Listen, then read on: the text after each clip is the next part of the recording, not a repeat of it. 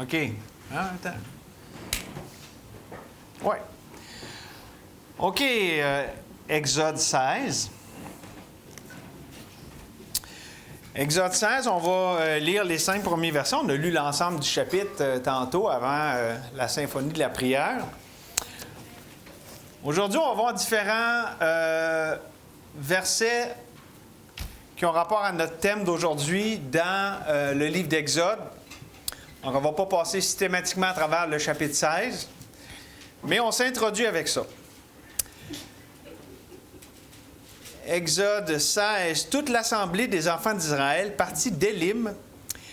Ils arrivèrent, j'ai perdu ma ligne. Ils arrivèrent au désert de Sin, qui est entre Élim et Sinaï, le 15e jour du second mois, après leur sortie du pays d'Égypte. Et toute l'assemblée des enfants d'Israël murmura dans le désert contre Moïse et Aaron.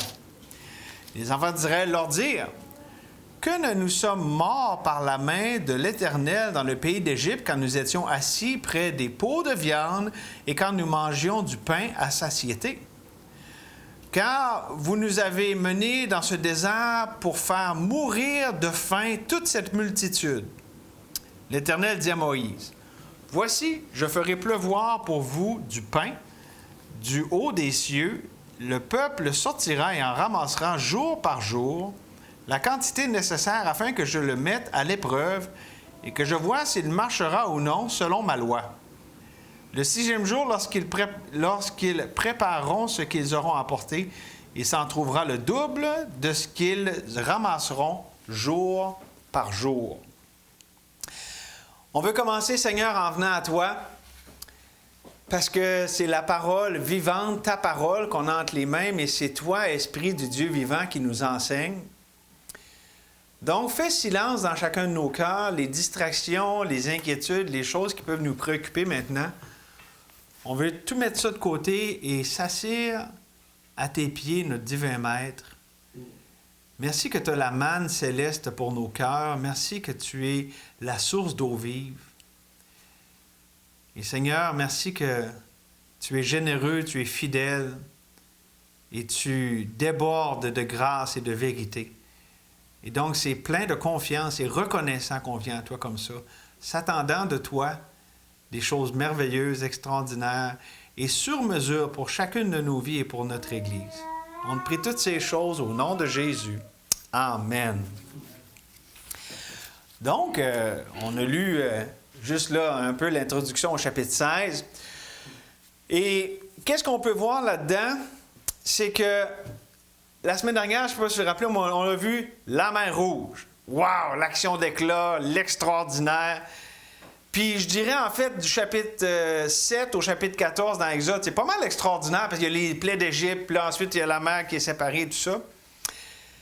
Puis Dieu, c'est évident qu'il était présent avec son peuple dans ces choses, mais aussi ici dans cet épisode qu'on vient de considérer, sa présence, mais patiente, continuelle, qui pourvoit à son peuple, mais je dirais pas en l'extraordinaire du moment comme des délivrances du pays d'Égypte, mais j'appelle ça la tyrannie du quotidien. Tu sais, là, des fois, les journées là, qui se ressemblent et qui sont des fois plates et tout ça, ou on pourrait dire les déserts de nos vies. Bien là aussi, Dieu est là. Et Dieu nous a créés pour sa gloire. Dans ces moments-là, la gloire de sa présence. C'est ce qu'on va voir aujourd'hui. Créé pour la gloire de sa présence. Et donc, on passe de la gloire spectaculaire qu'on a vue la semaine dernière avec la sortie d'Égypte. Puis là, c'est vraiment la gloire de Dieu dans l'ordinaire, dans le train-train quotidien, le pain quotidien. Et savez-vous quoi? C'est précisément là, pas exclusivement, mais dans des moments comme ça, la chair veut s'émisser. Et là, ici, on le voit, il murmure. Il murmure. Ils n'osent pas le faire directement contre Dieu. Ils le font contre Moïse et Aaron, mais Dieu prend ça personnel. Et quand on murmure contre les autres, contre nos frères et sœurs, contre nos circonstances, Dieu le prend personnel. Parce que c'est qui dirige les circonstances? C'est qui dirige les gens dans nos vies? C'est Dieu. Donc, le murmure est dirigé contre Dieu au bout du compte. Regardez avec moi, tournez juste dans chapitre 13, versets 21 et 22. Toujours en introduction, là. Donc, on peut voir ici, verset 13, 21, « L'Éternel allait devant eux, le jour dans une colonne de nuée pour les guider par le chemin, et la nuit dans une colonne de feu pour les éclairer, afin qu'ils marchent jour et nuit. La colonne de nuée ne se retirait point de devant le peuple pendant le jour, ni la colonne de feu pendant la nuit. » Dieu était là, dans la nuée, présent auprès de son peuple, au milieu de son peuple. Et ça, c'était une direction quotidienne. Il y avait aussi une protection, parce qu'on a vu, c'est cette nuée qui se tenait entre les Égyptiens et Israël lorsqu'ils voulaient les attaquer. Et donc, Dieu les dirigeait dans l'hostilité du désert. Un désert, ce n'est pas un endroit où il fait bon vivre. C'est un endroit qui a peu de ressources. C'est un endroit où il y a des chaleurs accablantes. Il n'y a pas d'eau. Donc, je dirais que pour nous, on peut faire le parallèle. On vit d'une certaine façon dans le désert de ce monde, où est-ce qu'il y a la mort, où est-ce qu'il y a plein de citernes d'eau qui sont crevassées et qui ne retiennent pas l'eau. Et gloire à Dieu, quand on connaît l'Éternel, la source d'eau vive, ça fait toute la différence. Et ce qu'on voit ici, c'est sa fidélité à être avec nous dans ces moments-là.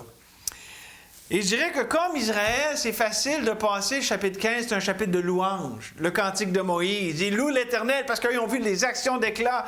Gloire à Dieu, il nous a délivrés de nos ennemis qui voulaient nous tuer. C'est facile de passer rapidement de cette louange à la peur, la plainte, les murmures, comme on le voit ici dans le chapitre 16. C'est une tendance humaine d'oublier, de négliger comment la présence de Dieu est quelque chose de précieux et de glorieux. La présence de Dieu, pas juste dans la délivrance de nos grands ennemis puis les grandes choses, comme on l'a vu dans la semaine dernière, mais nous délivrer de nous-mêmes. Sa délivrance de nos tendances à être ingrats, à être oublieux. Et donc, c'est ce qu'on voit. Et on va voir ça à travers 3 glorieuses provisions. Comment Dieu délivre dans ces moments-là? Il pourvoit par sa présence. 3 glorieuses provisions de la présence de Dieu. D'abord, puis là, évidemment, on ne pourra pas tout lire. On a lu le chapitre 16, mais on pourrait aussi considérer le chapitre 17. Sa provision physique. Qu'est-ce qu'on voit dans les chapitres 16 et 17 de l'Exode? Bien, dans le chapitre 16, on l'a vu, c'est la manne. Qu'est-ce qu'on voit dans le chapitre 17? L'eau qui sort du rocher. Nous, on triche un peu, veut dire, on est après tous ces événements-là, on a le Nouveau Testament. Donc, on sait que tout ça, ça nous pointe à Jésus. C'est sorti dans le temps de prière tantôt. Jésus, c'est le pain qui est venu du ciel, puis il est aussi la source d'eau vive. Donc, tout ça nous pointe à Jésus. Puis, j'aimerais, parce que sa provision physique, j'aimerais prendre le temps d'expliquer ici. On va dire, ouais, mais Jésus, c'est pas, ça parle là très de provision physique, c'est pas comme mon pain que je mets du beurre dessus le matin. Bien, Dieu il a fait toutes sortes de promesses dans l'Ancien Testament, mais il est venu à nous. Jésus est la provision, oui, physique, il est devenu un homme, il est venu à nous, il a touché les gens qu'il rencontrait, il a mangé avec eux, il a partagé, puis on voit ça. Et donc, oui, c'est sa provision physique, mais avec les plus grandes et les plus belles conséquences spirituelles. À cause que Jésus est venu, qu'il a pris un corps qui est venu à nous, plein de grâce et de vérité, maintenant, on a la plénitude des promesses de Dieu. Ce qu'il y avait de façon temporaire et en attendant dans l'Ancien, nous, on en a la plénitude parce que Dieu est venu à nous, dans la personne de Jésus. Donc oui, je pourrais vous parler de Dieu qui pourvoit à nos besoins dans le quotidien, le manger, le boire, puis on ne prend pas ça pour acquis parce que c'est vrai que ça fait partie de ce que Dieu fait dans notre vie, puis on en est reconnaissant.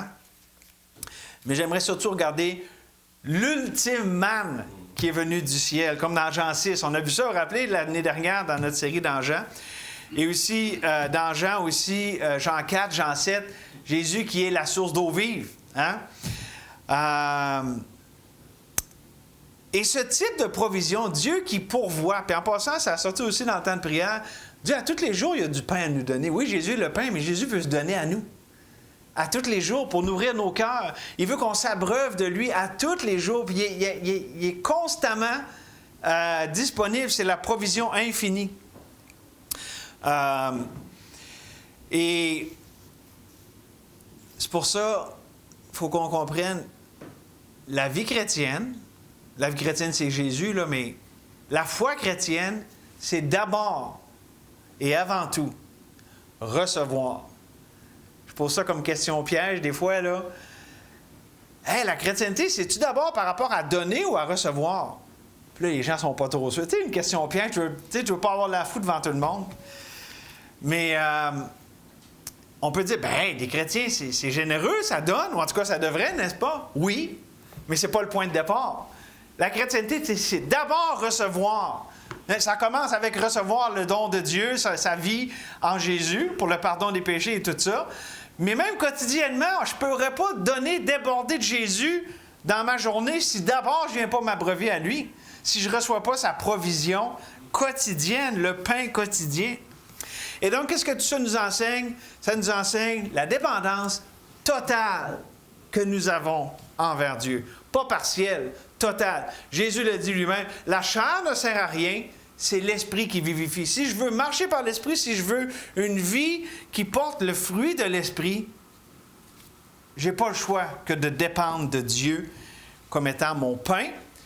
Et aussi, le Dieu qui est fidèle a toujours abreuvé, étanché la soif. Jésus qui a dit à la femme samaritaine dans Jean 4, « Celui qui boira de l'eau que je lui donnerai n'aura jamais soif. Et l'eau que je lui donnerai deviendra en lui une source d'eau qui jaillira jusque dans la vie éternelle. » Et Dieu est fidèle à tous les jours pour nous laisser nous abreuver à lui, la source d'eau vive. Il ne nous laisse pas nous dessécher. Si on se dessèche, ce n'est pas parce que Dieu n'a pas la provision. C'est parce qu'on n'est pas allé prendre la provision. Puis même que Dieu vient et prend l'initiative de nous rencontrer dans notre solitude, notre misère, notre opprobre, comme c'est illustré ici dans le désert. Jean 7 nous dit, « Le dernier jour, le jour de la grande fête, Jésus se tenant debout s'écria, « Si quelqu'un a soif, qu'il vienne à moi et qu'il boive. Celui qui croit en moi, des fleuves d'eau vive couleront de son sein, comme dit l'Écriture. » Il dit cela de l'Esprit que devaient recevoir ceux qui croiraient en lui, car l'Esprit n'était pas encore, parce que Jésus n'avait pas encore été glorifié. Et il y a une gloire là-dedans qu'on voit ici avec les sources d'eau vive. Dieu nous a rendus participants de sa nature. Non seulement il nous donne de l'eau vive, mais par son Esprit qui vit en nous, on peut déborder de cette eau vive, de cette vie, du fruit de l'Esprit qui vit dans chacun de ses enfants. Puis, pour y aller en termes de nourriture, à tous les jours, comme ça dit dans Timothée, on peut se nourrir des paroles de la foi. En exposant ces choses aux frères, tu seras un bon ministre de Jésus-Christ, nourri des paroles de la foi et de la bonne doctrine que tu as suivie exactement. Est-ce que tu peux dire que tu es rassasié? Ici, il dit, on avait la satiété quand on était en Égypte. Ça, c'est un beau mensonge, de penser que le monde a mieux à offrir que Dieu. Le monde, le péché, peut amener un plaisir, une certaine satisfaction pour un temps, mais ça ne dure pas, puis ça finit tout le temps, non seulement à ne pas nous satisfaire, mais à nous laisser pire qu'on était auparavant. C'est pas un bon deal. On est perdant. Mais avec Dieu, c'est l'inverse. Écoutez ce que David dit, « J'ai été jeune et j'ai vieilli, et je n'ai point vu le juste abandonné, ni sa postérité mendiant son pain. Toujours il est compatissant, et il prête, et sa postérité est bénie. » Évidemment, c'est vrai dans le domaine physique que Dieu pourvoit à nos besoins, mais aussi Dieu pourvoit aux besoins de notre cœur. À tous les jours, il est fidèle au rendez-vous. Et c'est important de le rappeler à nos cœurs, comme Jérémie. Voici ce que je veux repasser en mon cœur. C'est bon de repasser ça en mon cœur. Ce qui me donnera de l'espérance, les bontés de l'Éternel ne sont pas épuisées. Ses compassions ne sont pas à leur terme. Elles se renouvellent chaque matin. Oh, que ta fidélité est grande. Comme c'est beau, Lamentation, hein? Donc ça, c'est la provision physique de Dieu. Dieu qui est venu à nous en Jésus, le pain et l'eau. Mais on a aussi sa provision spirituelle. Et on a lu dans le chapitre 13, la nuée qui était là pour guider le peuple de jour et de nuit. Sa provision spirituelle. La deuxième provision, c'est la provision spirituelle. Et c'est celle de guider son peuple. Il ne les laissait pas comme ça aller dans le désert, n'importe comment. Non, il dit, OK, on arrête ici, là, on va là. OK, Dieu s'occupait de les diriger. Mais comment Dieu guide? Il n'a pas juste donné une carte puis un livre de sinon, c'est lui. Dieu, c'est lui le guide. Le guide, c'est une personne. C'est relationnel. C'est pas juste des choses qu'on apprend puis qu'on lit dans un livre. C'est une personne en qui on se confie. Une personne qu'on découvre, puis comme ça, on apprend à se laisser guider. Donc, la présence de Dieu est notre guide. Lorsque Dieu est présent dans notre vie, il va nous guider. Il va nous dire d'arrêter là, de continuer là, de changer de direction pour aller par là. Notre rôle, c'est simplement d'être à l'écoute. Et ça aussi, ça nous enseigne la dépendance envers Dieu. La journée d'hier est passée. Merci Seigneur, tu m'as dirigé. Mais aujourd'hui, j'ai besoin d'une façon nouvelle et fraîche d'être guidé par toi. Je m'en remets à toi. Je ne veux pas m'appuyer sur ma propre sagesse, mais je veux te reconnaître dans toutes mes voies. Donc, c'est ça, la dépendance envers Dieu. Puis la fidélité de Dieu, ça c'est le côté divin, dans lequel on est appelé simplement à demeurer. Hein? Jésus a dit, « Demeurez en moi et je demeurerai en vous. » OK, merci. Content. On voit ici le besoin de développer l'habitude. Quand on parle de demeurer, on parle d'une habitude, c'est-à-dire l'habitude de rechercher la direction, la volonté de Dieu. Ou on pourrait dire rechercher sa présence. Dieu, t'es-tu? C'est-tu toi qui es à l'œuvre là-dedans? C'est-tu toi qui es en train de faire ça? Ou c'est moi qui veux ça, c'est mes voies, c'est ce que moi je veux? Est-ce que c'est ma volonté, Seigneur, ou c'est la tienne? Parce que Dieu nous dirige là où il est, là où il travaille, là où il est déjà à l'œuvre de façon rédemptrice. Et des fois, c'est évident.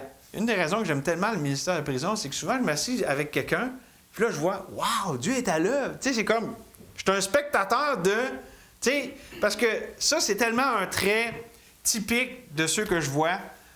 Tu sais, quand tu es en prison, mettons que ça change un petit peu tes plans. Comprenez? Bien, ceux qui viennent me voir souvent, c'est qu'ils ont pris cet arrêt-là, puis là, ils se posent des questions par rapport à Dieu dans tout ça. C'est pour ça que je leur dis, « Hey, Dieu, il est bon. Il t'arrête dans ton autodestruction. Il t'arrête dans la voie de la mort pour que tu le considères, lui, la vie. » Fait que, tu sais, ça, c'est quand même évident, tu sais, là. Bon. Mais des fois, c'est pas toujours aussi évident. Des fois, dans nos relations avec d'autres, qu'est-ce que je dis, qu'est-ce que je dis pas? Qu'est-ce que je fais, qu'est-ce que je fais pas? Dieu, c'est-tu toi qui veux ça? Puis bon. Des fois, c'est pas si évident à différencier ma volonté versus celle de Dieu. Ça se peut-tu? Des fois, on a le guide, mais on n'est pas trop sûr. Est-ce que je suis Dieu ou je suis mes pensées, ma volonté, mes émotions? Alors, la question qui s'impose face à ça, comment reconnaître et différencier si c'est Dieu vraiment qui est à l'œuvre ou si c'est moi qui prends les devants? Bien, je suis content que vous posiez la question, parce que ça va nous amener vers le troisième point. Comment on fait pour différencier? Bien, c'est ce qui nous amène à sa provision sainte. Non seulement sa provision physique, sa provision spirituelle, mais on termine avec sa provision sainte, et ça va répondre à la question que je viens de poser. Exode 33. Exode 33. Comment différencier entre la volonté de Dieu versus la mienne? Entre les plans de Dieu dans ma vie versus les miens. Ça vous arrive-tu de vous poser ce genre de questions-là? C'est important, n'est-ce pas? Hein? On dit comme Jésus que ta volonté se fasse et non la mienne. Quand on est un enfant de Dieu, c'est ce qui est dans notre cœur.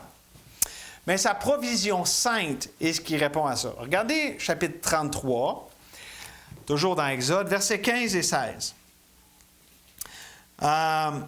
On va commencer à 14. L'Éternel répondit, « Je marcherai moi-même avec toi et je te donnerai du repos. » Moïse lui dit, « Si tu ne marches pas toi-même avec nous, ne nous fais point partir d'ici. Comment serait-il donc certain que j'ai trouvé grâce à tes yeux, moi et ton peuple? Ne serait-ce pas quand tu marcheras avec nous et que nous serons distingués, moi et ton peuple, de tous les peuples qui sont sur la face de la terre. » Le troisième point, c'est le point le plus important. On parle de la présence de Dieu. Et ici, on ne parle pas de n'importe quelle présence, on parle de la présence distincte, sainte de Dieu. Moïse, ici, répond à la question qu'on s'était posée. Comment je fais pour savoir si c'est de moi, si c'est de Dieu, comment faire la différence? Comment être certain? Puis d'ailleurs, Moïse se le demandait. Hein, comment je vais être certain que c'est vraiment toi, là, Seigneur, qui nous dirige? La réponse est quoi? On l'a ici. La distinction. Et quand nous serons distingués, moi et ton peuple, de tous les peuples qui sont sur la face de la terre. Comment? Parce que les autres peuples, ils n'ont pas l'Éternel qui marche avec eux autres. Les autres peuples, ils n'ont pas le Dieu vivant, unique, 3 fois 5, qui est leur guide. Donc, c'est ça la distinction, l'unicité, ou pour prendre un mot qu'on a pris l'autre jour, l'autreté de la présence de Dieu. Le sens fondamental de saint, ça veut dire qu'il est à part, qu'il est dans une catégorie à part. Et donc, sa provision sainte, c'est une provision qui n'est pas dans ce monde. Savez-vous quoi? Dieu, là, son amour, là, est extraordinaire, mais il n'y a pas d'amour comme l'amour de Dieu. Regardez, là, Dieu qui a tant aimé le monde, qui a donné son Fils unique. Il n'y a pas ça dans le bouddhisme, il n'y a pas ça dans les philosophies humaines, il n'y a pas ça dans... Il y a juste Jésus, puis qui est la provision de Dieu. C'est saint. Ça, c'est juste un exemple, l'amour de Dieu. Sa bonté, sa justice, sa colère, toutes ces choses-là sont uniques, sont saintes, sont dans une catégorie à part. Et Dieu, lorsqu'on est son peuple, lorsqu'on est son enfant, Dieu nous communique ces choses. Et ça aussi, c'est saint. Parce que le fait que Dieu nous parle, nous communique les choses de son cœur, qu'on peut lire la Bible, mais qu'on la comprend comme on ne peut pas comprendre sans l'Esprit de Dieu. Ça, c'est saint aussi, là. OK? Parce que la Bible, c'est pas juste un livre de même, que l'on regarde et on a des instructions. C'est un livre vivant qui, l'auteur est celui qui nous explique aussi les Écritures. Le même esprit qui a inspiré les Écritures est celui qui nous guide dans toute la vérité et qui nous illumine d'une façon très sur mesure, quotidienne, bénéfique, selon nos besoins, ce que lui-même a inspiré. Pourquoi? Parce que, à travers tout ça, Dieu nous communique, Dieu d'une façon sainte, il pourvoit, pour nous amener là où il veut que nous soyons. Et pas juste physiquement, là, spirituellement, même dans nos pensées, notre volonté, nos émotions. Donc, il nous amène là où il veut et aussi à la manière qu'il veut. Et souvent, c'est là qu'on boque. « Ah, Dieu, je veux faire ta volonté. » Mais comment ça, tu marches de même? Comment ça que tu as pris cette circonstance tellement désagréable, cette personne tellement... désagréable, ça aussi, je ne peux pas trouver un autre synonyme, mais c'est Dieu qui décide. Sa volonté, c'est non seulement il nous amène là où il veut, mais il nous amène aussi comment qu'il veut. Avec Israël, c'était 40 ans dans le désert. Il aurait pu mettre juste 2 ans. Il aurait compris leur leçon, peut-être. Non, Dieu il avait décidé ça, puis c'est parce que Dieu est Dieu. Mais pensez-y, là. Quelle est la marque distinctive des enfants de Dieu authentiques, là? Non, on ne parle pas des religions qui se disent chrétiennes, non. Les enfants de Dieu, là, OK? Toutes dénominations confondues. L'Église du Dieu vivant, là. C'est quoi la marque distinctive quand on compare aux autres religions ou aux philosophies humaines? C'est la présence de Dieu, non seulement au milieu de nous, mais en nous. L'Esprit du Dieu vivant qui vit. On est scellé du Saint-Esprit qui vit dans chacun des enfants de Dieu. Et l'Esprit, lorsqu'on a l'Esprit de Dieu, il nous révèle le Fils, il nous révèle ses voies, il nous révèle ses pensées.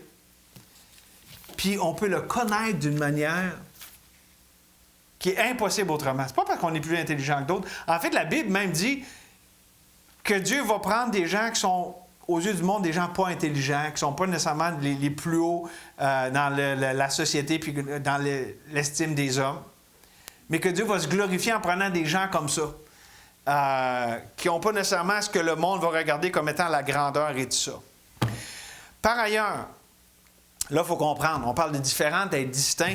Le but, c'est pas d'être différent et d'être distinct. Ça serait un piège de légalisme ou de la chair. Là. Ah, moi, je suis de Paul, moi, je suis d'Apollo, moi, je suis de cette gang-là, moi, je suis un chrétien comme ci.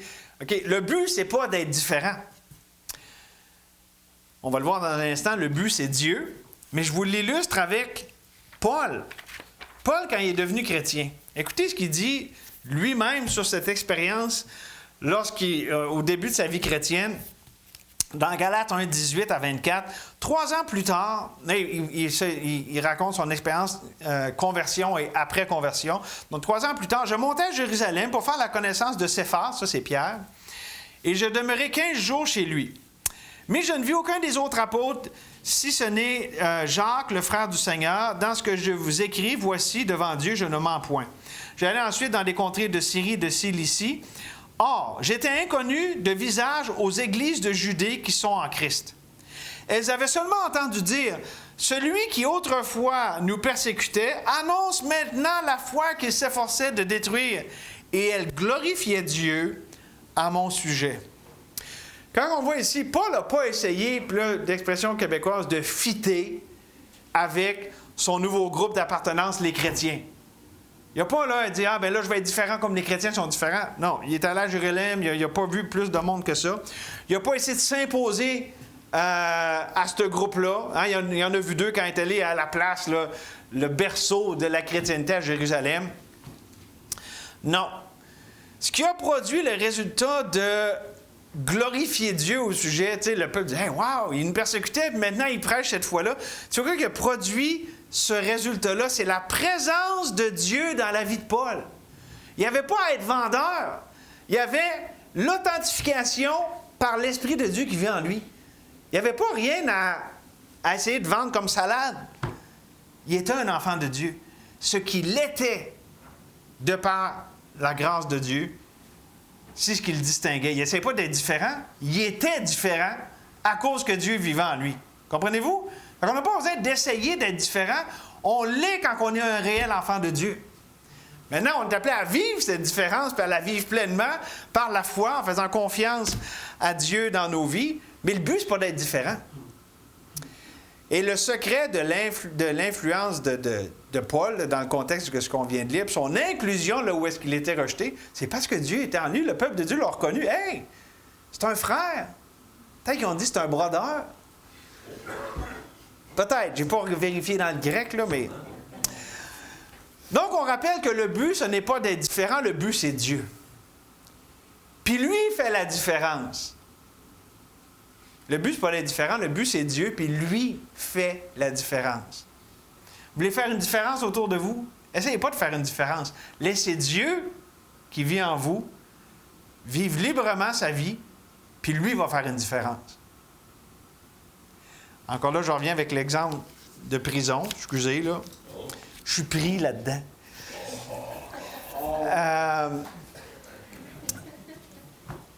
Quand j'ai commencé le ministère de prison, je voulais faire une différence. Puis avec des bons motifs, puis tout ça. Puis je veux dire, Dieu m'a utilisé, puis Dieu a fait des choses extraordinaires. Ça fait 10 ans que je fais le ministère de prison. Mais les choses ont changé d'une façon quand même majeure. Lorsque, après l'épisode d'avoir eu le 2022 une pause, où est-ce que là, vraiment, Dieu m'a changé, puis la présence de Dieu dans mon cœur, dans ma vie, a pris une place tout autre. Et, OK? Mais savez-vous quoi? J'ai pas essayé d'être différent quand je suis retourné. J'ai pas essayé une nouvelle approche et tout ça. Ben, en tout cas, j'ai pas voulu être pragmatique, disons de même. Mais Dieu, en moi, puis toute la façon qui a changé ma façon de voir la vie au complet, ça l'a fait une différence. J'ai pas essayé de faire une différence. C'est Dieu qui avait une différence, puis savez-vous quoi? Je vois que c'est plus pareil maintenant. Pas à cause de moi, à cause de Christ qui vit en moi.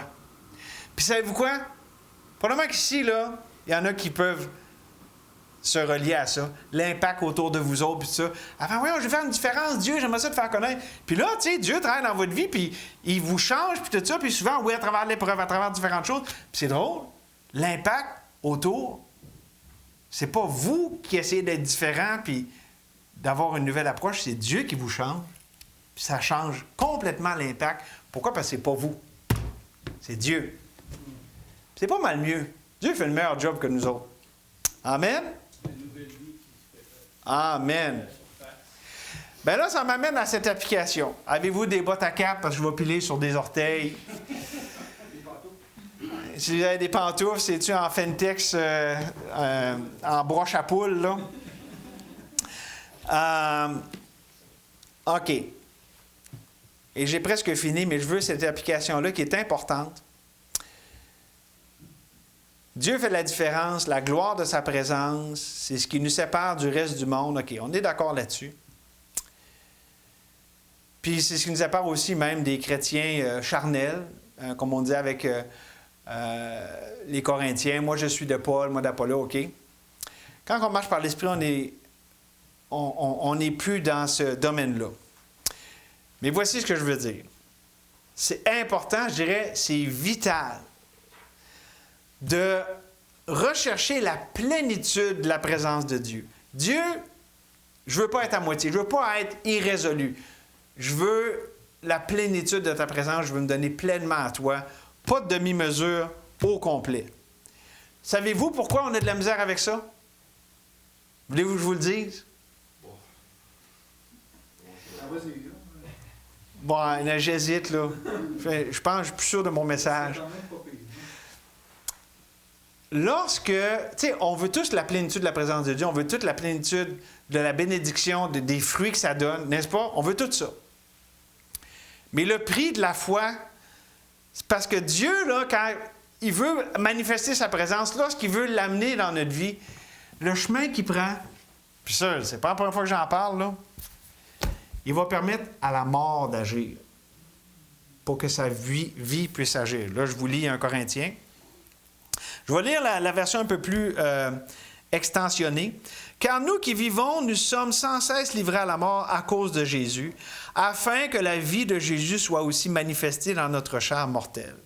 Ainsi, la mort agit en nous et la vie agit en vous. Et comme nous avons le même esprit de foi qui est exprimé dans cette parole de l'Écriture, « J'ai cru, c'est pourquoi j'ai parlé », nous aussi nous croyons et c'est pour cela que nous parlons, sachant que celui qui a ressuscité le Seigneur Jésus nous ressuscitera aussi avec Jésus et nous fera paraître avec vous en sa présence. Car tout cela arrive, tout ce processus de la mort qui agit en nous pour la vie qui agit en vous, tout cela arrive à cause de vous afin que la grâce, en se multipliant, fasse abonder à la gloire de Dieu les actions de grâce d'un plus grand nombre. Dieu veut que sa présence fasse éclater les louanges de son peuple, que sa gloire soit célébrée comme ça par son peuple. Mais c'est important de comprendre que la seule voie vers la manifestation de cette vie, de la plénitude de la vie de Jésus qui se manifeste dans la vie de ses enfants, c'est d'accepter le fardeau, la lourdeur de la mort. La mort relationnelle, la mort aussi par rapport à mes péchés, mon passé, je suis mort à ces choses, je suis mort au péché. D'accepter ça, d'accepter d'avoir la vision de ma vie qui est celle de Dieu, puis même relationnellement, d'accepter de souffrir pour le bien, puis le péché des autres. Ça aussi, c'est un qui est pas très vendeur, là, mais c'est biblique. C'est ce que Jésus constamment faisait. Mais tout ça, pourquoi? Afin de jouir, de bénéficier et de manifester la vie surnaturelle. Le passage de un mène à l'autre. Donc, c'est la récompense de la foi. On paye d'abord, on subit la mort, mais on a la récompense de la foi qui est la vie surnaturelle. C'est l'inverse du monde. Le monde va dire, tu vas avoir, ou la chair, ou la chrétienté charnelle, tu vas avoir tout de suite tout ce que tu veux. Puis ça va être super, puis là, tu vas... Mais on paye par après. J'ai écouté une vidéo dernièrement. qu'il y a des églises qui sont super, là, tu sais, là, hey, let's go, on fait rentrer le royaume de Dieu, puis on se plonge dans la... Tu sais, puis là, ils sont tous à fond les manettes pour tout. Il y a des gens, ils ont des burn-out, ils sont découragés, puis souvent, savez-vous quoi? Ils abandonnent Dieu parce qu'ils disent, je me suis tout donné de même, ça ne donne pas les résultats escomptés. Non, parce que c'est la chair. Ça peut avoir tout l'éclat du tape à l'œil, mais la chair, ça mène à rien, puis ça mène en fait à la mort. Et je dirais qu'il n'y a rien qui ne manifeste plus la gloire de la présence de Dieu que lorsque son peuple accepte de passer par ce processus qui est répétitif, qui est continuel, de la mort vers la vie. La mort à soi vers la vie de Jésus. La mort à mes ambitions, à ses plans, à ce que lui il veut. Et c'est du bon fruit. Et donc, qu'est-ce que tout ça nous enseigne? Si on veut tirer les leçons du livre d'Exode ce matin, sur la présence de Dieu, la gloire de la présence de Dieu. Bien, connaissez-vous Colossiens 2, 9 et 10? Puis on l'a chanté tantôt, car en lui habite toute la plénitude de la divinité. Vous avez tout pleinement en lui, qui est le chef de toute domination et de toute autorité. On a la présence de Dieu en nous puis avec nous dans toute sa plénitude. Autrement dit, Dieu a déjà tout pourvu. Provision physique, spirituelle et sainte. Ça veut donc dire qu'on peut tirer notre identité de ces choses. C'est-à-dire, comment je ne m'identifie pas par mon travail, par mon occupation, mais parce que Dieu a fait de moi. Je suis un enfant de Dieu, je suis accepté, je suis pardonné. Christ est ma vie. C'est ça mon identité. C'est ça aussi qu'on peut voir. Dieu a pourvu, je n'ai plus besoin de rien. J'ai plus besoin d'essayer de trouver mon identité, mon appartenance ailleurs. Et je n'ai pas non plus à me laisser leurrer en prenant mon appartenance dans mes circonstances, dans les déserts de ma vie. Parce que des fois, on va s'approprier ça, ça va mal, puis là, on prend notre identité là-dedans. On va prendre, c'est ce qui m'arrive, puis là, on est tellement pris par ces choses qu'on se les approprie. Même chose avec le passé, l'esclavage en Égypte. Moi, j'ai tout le temps été quelqu'un d'amer. Ça, c'est prendre notre péché, notre passé, comme étant notre identité actuelle. Savez-vous, pour un chrétien, une chrétienne, c'est vivre du mensonge de faire ça. Parce qu'on prend autre chose que Jésus comme notre identité. C'est pas qu'on le renie, c'est vrai qu'on peut avoir lutté toute notre vie avec l'amertume, mais on ne fait pas semblant que ça n'existe pas. Mais de grâce, ne le prenons pas comme notre identité quand Dieu nous en a donné une nouvelle, toute bonne, toute vivante, toute fraîche. La façon la plus simple, c'est comme si quelqu'un disait « Bonjour, je me présente, je suis cancer du pancréas. » On se présente pas mal, je veux dire « Bonjour, je me présente, puis hey, je lutte avec le cancer du pancréas. » OK? C'est une chose qu'on a, on ne va pas renier que c'est là, mais ce n'est pas notre identité, c'est pas ce qu'on est. Le péché, c'est une réalité de la vie, puis c'est poche, là. Mais c'est pas notre identité. Dieu a fait de nous des nouvelles créatures.